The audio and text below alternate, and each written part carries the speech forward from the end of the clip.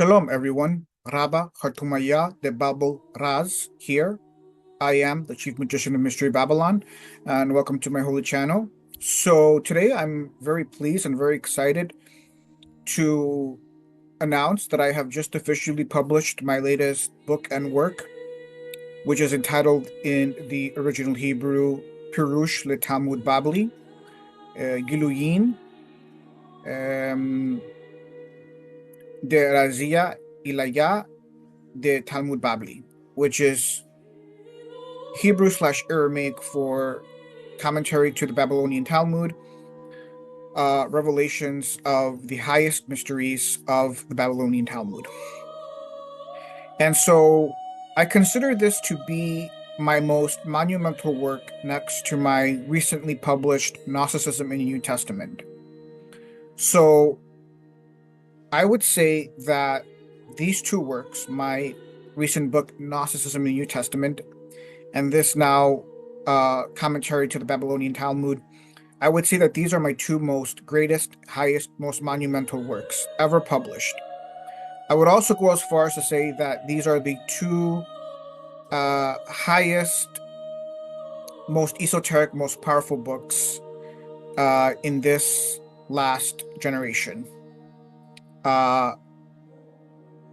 without a shadow of a doubt. This is absolutely indubitable. And I have essentially done what has not been done in about 2,000 years. Okay? So I simply cannot emphasize how ridiculously monumental and powerful these two works are. They're an absolute must-own. Now, with this recently published book, it's a Kabbalistic, Gnostic commentary to the Babylonian Talmud. And essentially, the chief cornerstone of the book has everything to do with Gnosticism. So we have to understand that for the past, 1,500 years or so, most Orthodox Jews study the Talmud for the purposes of halakha.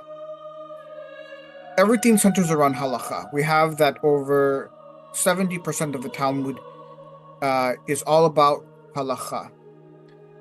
And when we reach the level of the Kabbalists, when we're at the Kabbalistic level, the highest Kabbalists, real, actual, true Kabbalists at the highest level, don't care about halakha. Chaim Vital makes this very clear in his works. Okay? And they don't really care about this. So what is a Talmud? Quintessentially, the Talmud is probably one of the most ancient and esoteric works that we have. Like the Torah, like the Tanakh, it is a ridiculously highly encrypted text. And I think this is what most fail to understand. Now, the Kabbalists, they understand and know this, and they will tell you, and they will teach you that indeed the Talmud is a highly encrypted text, full of the highest wisdom of the Kabbalah. The highest Kabbalists know this and understand this. Now, there are two Kabbalistic commentaries, two major Kabbalistic commentaries to the Talmud that I know of, that are pretty famous and well known. One of them was penned by Rab Yosef Chaim, who's also known as the Bin Ish Chai, from Baghdad, Iraq. And then the other one is by Chaim Vital, which is entitled, I think it's called Sharei Razal, I believe. Something along those lines. I can't remember the exact name of his work.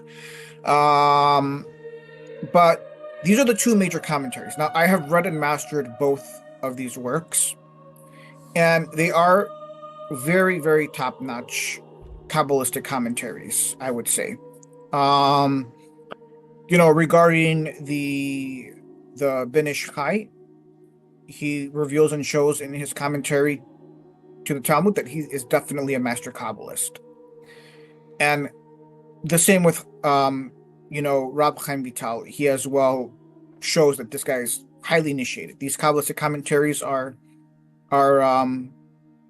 you know really well done Kabbalistic commentaries of the Talmud. Now, I would say this is the issue. The issue is that as top notch and as good as these, you know, two major Kabbalistic commentaries of the Talmud are, they are still nonetheless very, very inferior because they do not penetrate and reveal the highest secrets and esoteric wisdom of the Talmud. This is a fact.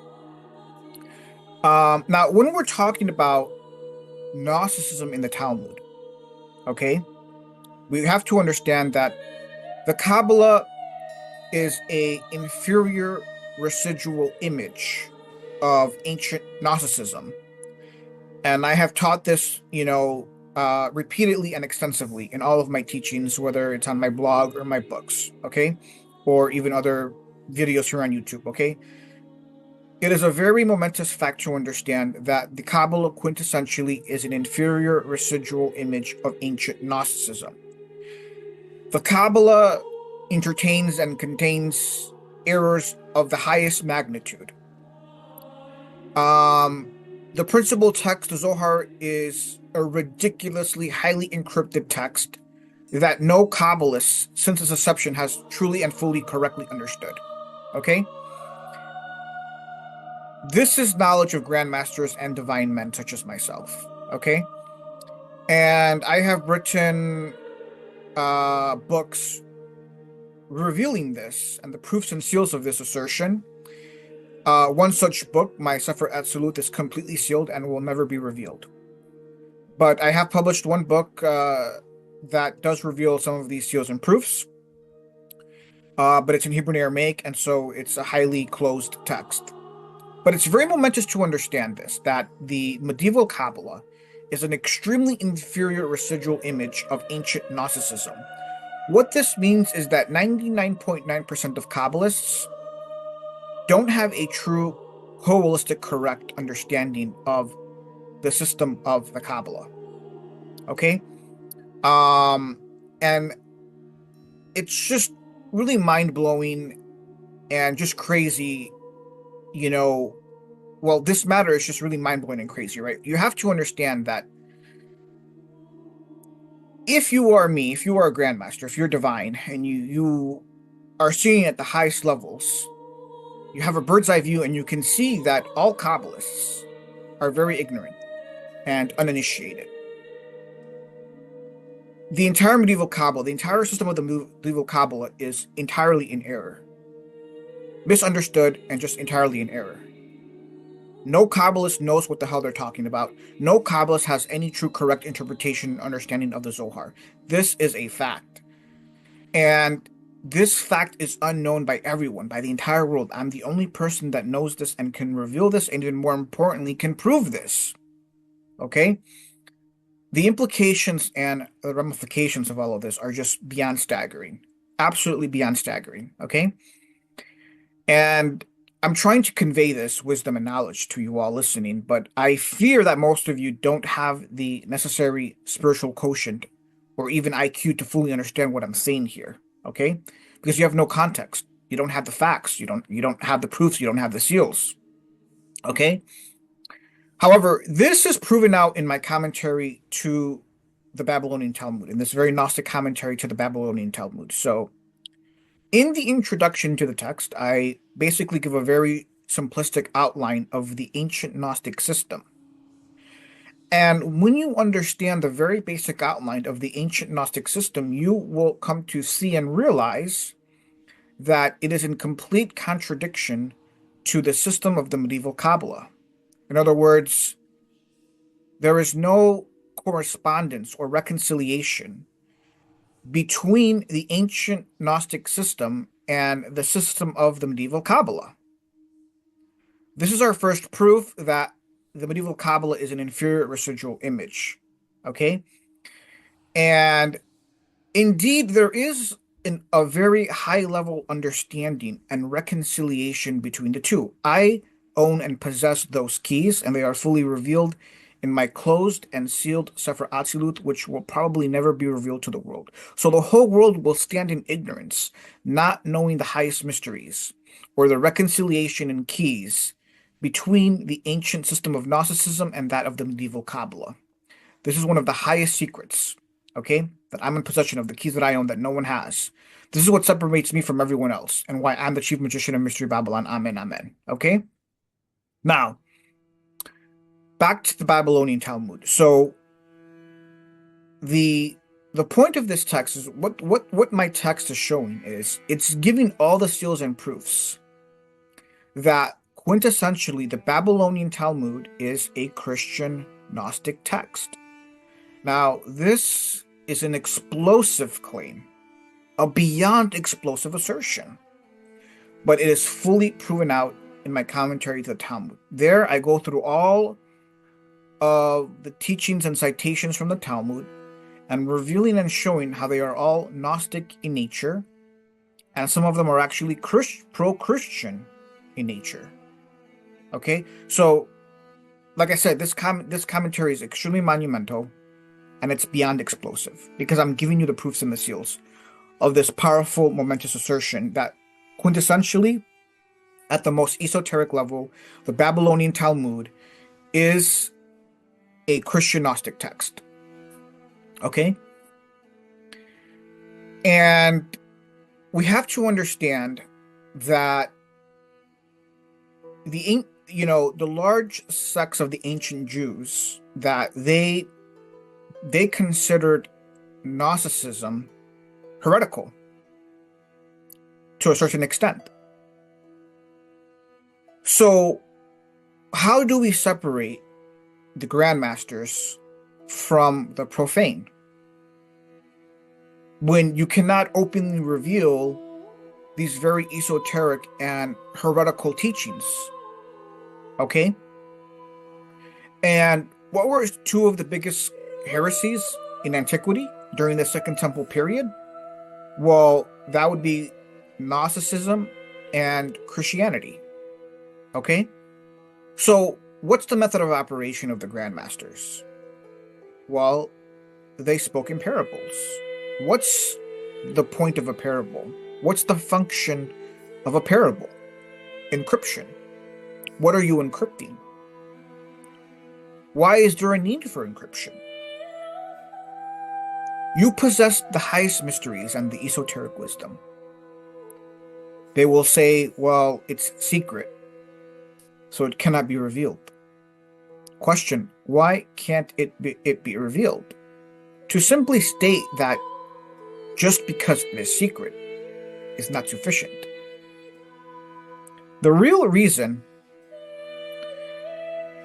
that the highest mysteries and the esoteric wisdom is secret is because most people can't handle the truth. And because these truths, this esoteric wisdom is heretical in nature. Because it will be considered so heretical and so explosive, this is the actual true real reason why it is esoteric and why it is concealed in secret. So how was it revealed to the masses? It can only be revealed through parables. Encrypted parables. And this is the method of operation of the highest Rabbanon in the Talmud. The highest Rabbanon in the Talmud use parables and Agadah to conceal the esoteric wisdom. You have to have the keys. You have to understand the symbols. You have to understand the lingo.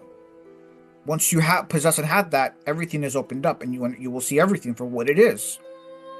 Because I'm the chief magician of Mystery Babylon, and I reside at the highest levels, I'm able to do this, and that's what I have done in this commentary to the Talmud. And once you read it and you see it, you will be beyond mind blown, just beyond mind blown, absolutely mind blown, and you'll be like, I cannot believe that this was all hidden in plain sight.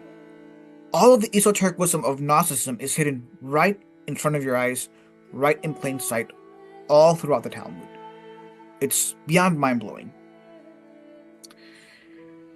And even more mind-blowing is the parts in the Talmud that speak about Yeshua and are pro-Christian, that no one can see, no one has understood.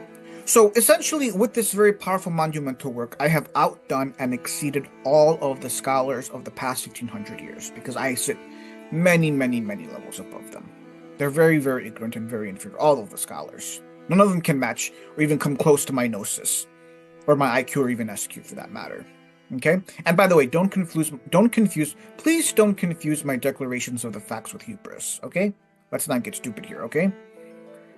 So, what I want to get into next is I want to reveal,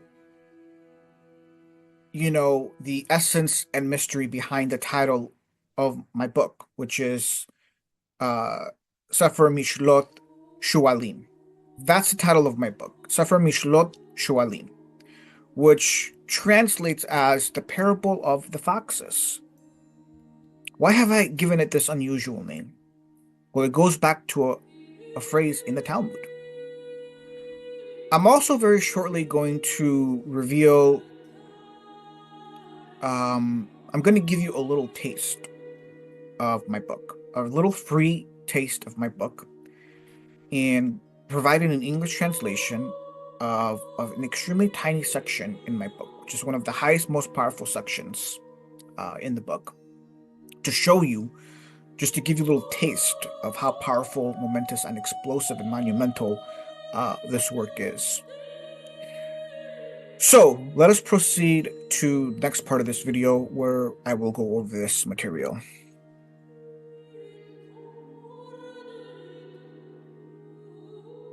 Okay, so now we're going to get deep into the Talmudic text here, and to understand this very tiny part in my commentary to the Talmud, we're going to begin here in Tractate Avodah Zarah, folio 17a. And I'll begin by reading the passage, which begins by saying, "When Rab Eliezer came home, his students entered to console him for being accused of heresy, which he took as a sign of sin, and he did not accept their words of consolation. Rab Akiva said to him, 'My teacher, allow me to say one matter from all of that which you taught me.' Rab Eliezer said to him, 'Speak.' Rab Akiva said to him, 'My teacher, perhaps some statement of heresy came before you, and you derived pleasure from it, and because of this you were held responsible by heaven.' Rab Eliezer said to him, 'Akiva, you are right, as you have reminded me that once I was walking in the upper marketplace of Zippori, and I found a man who was one of the students of Yeshu the Nazarene, and his name was Yaakov of Kfar Sechania. He said to me, "It is written in your Torah, you shall not bring the payment to a prostitute or the price of a dog into the house of Yod-Heh-Vav-Heh thy Elohim," quoting Devarim chapter 23, verse 19. "What is the halacha? Is it permitted to make from the payment to a prostitute for services rendered for a bathroom for a high priest in the temple?" And I said nothing to him in response.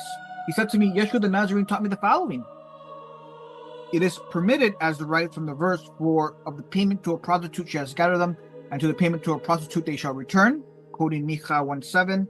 "Since the coins came from a place of filth, let them go to a place of filth to be used to build the bathroom. And I derived pleasure from the statement, and due to this, I was arrested for heresy by the authorities because I transgressed that which is written in the Torah. Remove your way far from her and do not come near the entrance of her house," quoting Proverbs chapter 5, verse 8. "Remove your way far from her." This is a reference to heresy. "And do not come near the entrance of her house." This is a reference to the ruling authority. And the Gemara notes, and there are those who say a different interpretation, "Remove your way from her." This is a reference to heresy and the ruling authority. "And do not come near the entrance of her house." This is a reference to a prostitute. "And how much distance must one maintain from a prostitute?" Rav Chisda said 4 cubits. Now, this is a very, very extremely fascinating passage in the Talmud.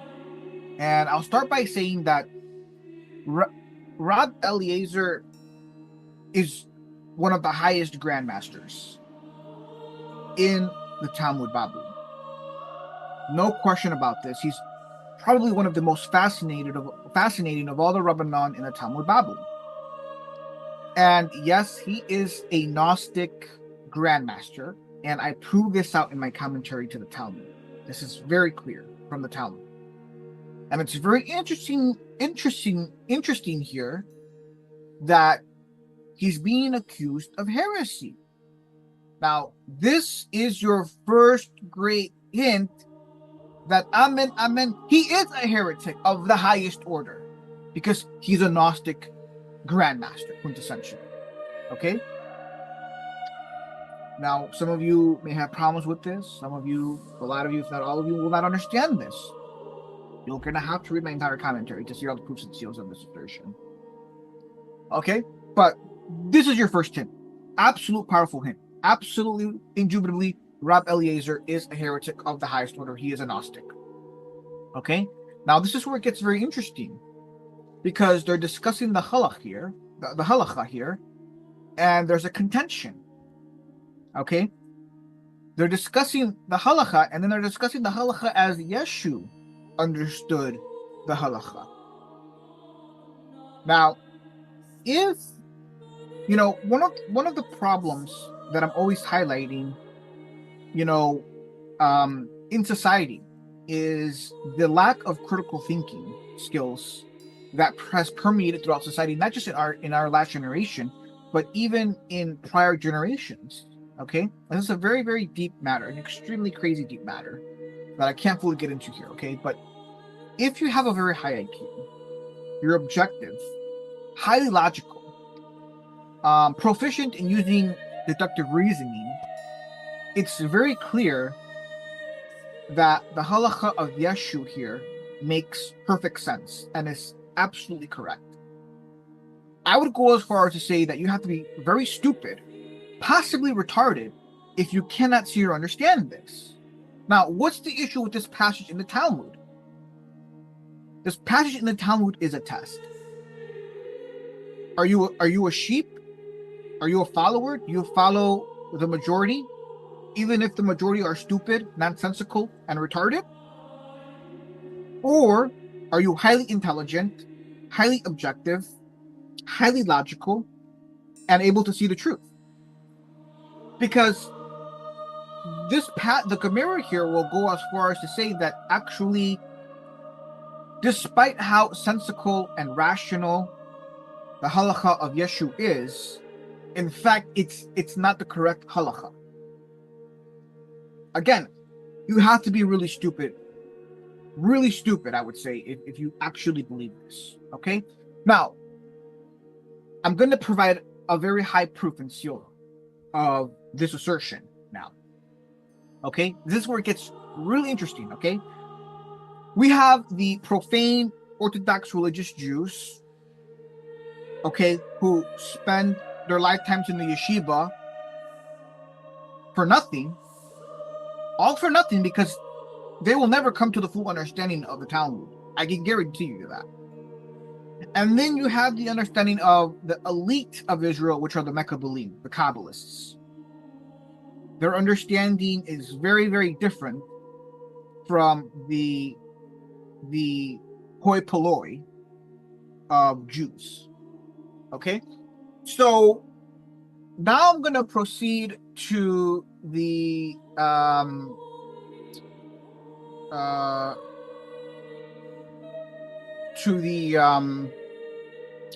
commentary by the Ben Ish Chai on this passage in the Talmud. This is in his commentary to the Talmud. He gives a commentary to this passage in Avodah Zarah. And so now I'm going to read to you his passage. Now his commentary is in Hebrew, but fortunately for all of you, I have provided my own clear English translation here. So this is my very clear, lucid English translation of his Hebrew commentary. And it begins by saying, one must first understand the initial point of how this concept is relevant for the explanation of the bathhouse or the house of impurity. Does not fit the plain meaning of the verse that says, until the price of a prostitute will return. And why is there mention of the bathhouse here?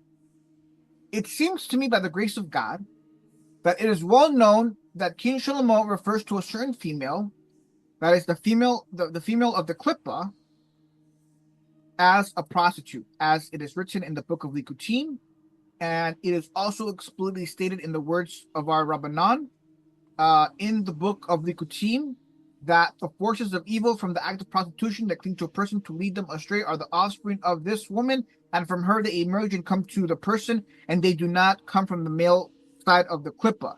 So what he's talking about here is the female, the head of the chief female klippa, which is none other than Lilith.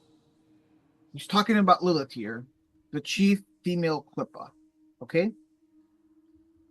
It is also explicitly stated in the words of our Rab in the book Eitz Chaim and other places that the negative forces present in the Beit House, which are associated with impurity, are nourished by filth, which comes from the female side of the klippa, which is Lilith, which is the prostitute mentioned, because Lilith is the archetypal divine prostitute. Okay? Therefore, the idolatry of Baal Peor, which was practiced through impurity, also stems from the female side of the Sitra Achra. Thus, the verse says, "For from the price of a prostitute they gathered,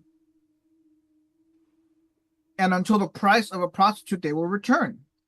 The explanation is that they came from a place of impurity, which is this woman Lilith, who is the source of the evil forces. These forces which lead to spiritual impurity to prostitution return to the place of impurity as they derive from the filth and the price of a prostitute, the impurity that nourishes the prostitute. Therefore, this interpretation of the verse is consistent with the teachings of Rab Eliezer. Okay. So, this is very interesting, very momentous, because what we have here is the Bet Ish Chai affirming and confirming the halacha of Yeshu. What's even more crazy is that the Ben Ish Chai reveals the secret behind the halacha. The framework, the inner concealed framework behind the halacha of Yeshu is entirely Kabbalistic. And he reveals these esoteric Kabbalistic details and framework behind the halacha of Yeshu. So what is the Bet Ish Chai ultimately saying? He is saying, ultimately, and in conclusion, that the halacha of Yeshu is ridiculously Kabbalistic and thus correct. In contradistinction to what the Gemara here is saying, which is that the halacha of Yeshu is heretical and incorrect. I'm hoping that all of you listening are intelligent enough to greatly appreciate what I have revealed here, and even more so to understand how momentous and beyond explosive this is. Because what you have here is one of the highest master Kabbalists, the Ben Ish Chai, affirming and confirming the halacha of Yeshu, and basically saying that, you know what, Yeshu was a high-level Kabbalist. What he's really saying is that Yeshu was a Kabbalist of the highest order. All of us Gnostics of the highest order, we already knew this. We already know this. We already know that Yeshu was a grandmaster Gnostic and Kabbalist. Anyone who's highly initiated knows this without a shadow of a doubt. Again, you have to be really stupid and ignorant not to know and understand this. But that's the condition of the entire world and of all of Christianity and Judaism, for that matter. Okay? But that's what the Ben Ish Chai is saying. He's revealing here the highest truths, that Yeshu quintessentially is a grandmaster Kabbalist and has a grandmaster understanding of all the halachot. Beyond explosive. Beyond explosive. It's beyond staggering. It's absolutely staggering when you fully understand the implications and ramifications of what the Ben Ish Chai is saying. And this is just to give you a little tiny taste. Just a little taste of what's revealed in this monumental, beyond explosive, most powerful, most sublime book that I've just published. Now, let us talk a little bit about the meaning behind the title of my work, which is Mishlot Shualim, or the Parable of Foxes. What is this? There's this very, very crazy, deep, extremely beyond profound and sublime teaching in the Talmud. It's found in Sukkah, in Tractate Sukkah, folio 28a. And it begins by saying, the Gemara relates, the sages said about Rabban Yochanan ben Zakkai, who's, by the way, one of the highest grandmasters in the Talmud, that he did not neglect the Bible, the Mishnah, the Gemara, the Halachot, and the Agadot, the minutiae of the Torah and the minutiae of the scribes, the hermeneutical principles of the Torah with regard to affertory inferences and verbal analogies, the calculation of calendrical seasons, gematria. In addition, he did not neglect esoteric matters, which include the conversation of mystery and angels, the conversation of demons, the conversation of palm trees, parables of launderers, which are folk tales that can be used to clean the Torah, parable of foxes, and more generally, a great matter and a small matter. This is a highly esoteric passage in the Talmud. And it delineates what separates the grandmasters from everyone else. I'm a grandmaster because I too, like Ben Zakkai, am a master of all of these attributes that are listed here. But I want to talk about the last attributes, which are the most esoteric. Which in the Hebrew is Mishlot Kobsin and Mishlot Sholim, or parables of launderers and foxes. What is that? The vast majority of Rabbanan don't fully understand this passage and what it's truly saying. But what Mishlot Shualim and Mishlot Kobsin is these are the highest parables, the highest levels and forms of Agadah, so to speak, that encrypt the highest mysteries. Now, if you read the Magus Opus of Hamashiach Yaakov Frame, very interestingly, you will come to see that the vast majority of his work is Agadah and parables.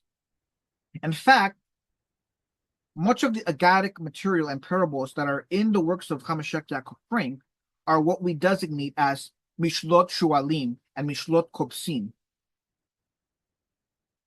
These are, and even Rab Nachman engages and reveals some of these Mishlot Shualim. These are parables that are highly encrypted. Yeshu also was involved in this. If you read the New Testament, he spoke in many parables. The parables that he gave are exactly what we designate as Mishlot Shualim, parables of the foxes. Again, these are the highest, most encrypted esoteric parables that encrypt the highest wisdom, which, if truly understood, would be considered immensely heretical in nature. Okay? And so that's why I titled my book Mishlot Shualim, because what my commentary to the Talmud is quintessentially a commentary and revelation of unveiling and revealing the highest, most esoteric levels to all of the Agadic and parables that are all of the Agadic material and parables throughout the Talmud. Okay, so the 20 to 30% of the Talmud, which is parables and Agadah, that's where the highest, most esoteric wisdom is contained. And what my commentary is doing is it's unveiling, unsealing, and decrypting all of that highly sensitive esoteric knowledge and wisdom. And when you have a full understanding of it, you will then come to easily see that it is all entirely Gnostic, all quintessentially entirely Gnostic in essence and nature. And also Christian as well. A lot of it's also very Christian. It's really Christian Gnosticism. It's really what a lot of it is. It's pure Christian Gnosticism of the highest order. That's what makes this book so explosive and so monumental and so momentous, and why it is probably my highest seal that Amen, I am who I say that I am indeed the chief machine of Mystery Babylon, and that I make all of the scholars look like, they all look like monkeys. They will all look like monkeys next to me. Seriously, no joke. I mean, you bring anyone to me and I'll make you look like I'm about to start cursing and saying bad words. I don't want to do that, but you get my point, okay?